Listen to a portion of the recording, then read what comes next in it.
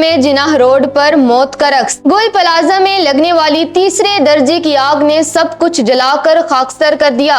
एक जानिब अपनों की तलाश में अस्पतालों के बाहर रोते सिसकते खानदान और दूसरी जानिब आग के शोलों में घिरी वो इमारत जो किसी भी वक्त मलबे का ढेर बन सकती है। फायर फाइटर की शहादत, 1200 दुकानें और अरबों का नुकसान। क्या ये महज हादसा है या मुजरिमाना गफलत? जानिए इस दिलखराश वाक़े की मुकम्मल तफसीलात। नाजरीन, कराची की मसरूफ तरीन शाहराह एमए जिनाह रोड पर वाक़या मशहूर शॉपिंग मॉल गुल प्लाजा इस वक्त आग के मुहीब शॉलों की लपेट में है, जिसने अब तक 6 कीमती जानें निगल ली हैं। हफ्ते की रात 10:15 बजे लगने वाली इस आग को तीसरे दर्जे की करार दिया गया है, जिस पर कई घंटे गुजरने के बावजूद मुकम्मल काबू नहीं पाया जा सका।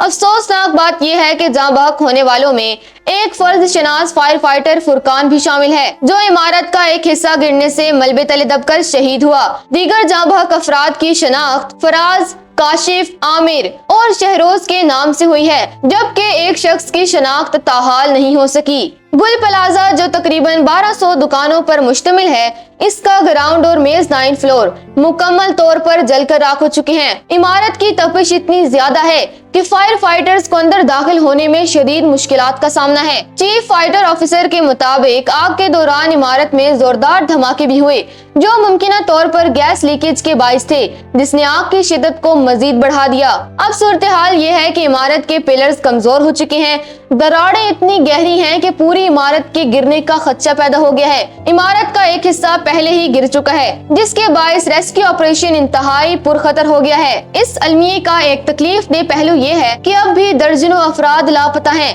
ताजिर एसोसिएशन के मुताबिक इमारत में 80 से 100 के करीब अफराद के फंसे होने का खदशा है। सोल अस्पताल के बर्न सेंटर के बाहर खानदान अपने प्यारों के लिए दहाइयां दे रहे हैं। मुतासरा खानदानों का कहना है कि उनका राब्ता रात तक अपने प्यारों से था, लेकिन अब फोन बंद हैं। दूसरी जानिब इमदादी कार्रवाइयों में पानी की कमी और ट्रैफिक जाम भी बड़ी रुकावट बने रहे।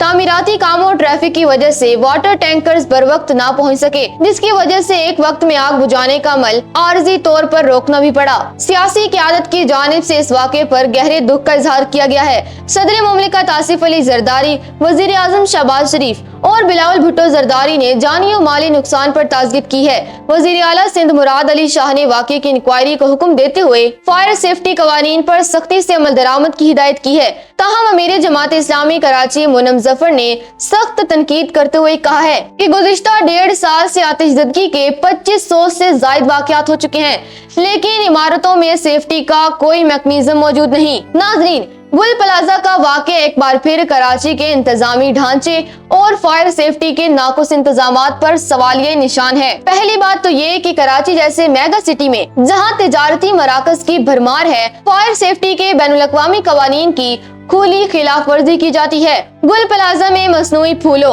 और आतिशगीर मादे की मौजूदगी ने आग को ईंधन फराहम किया, लेकिन इमारत के अंदर आग बुझाने का अपना कोई खुदकार निजाम मौजूद नहीं था।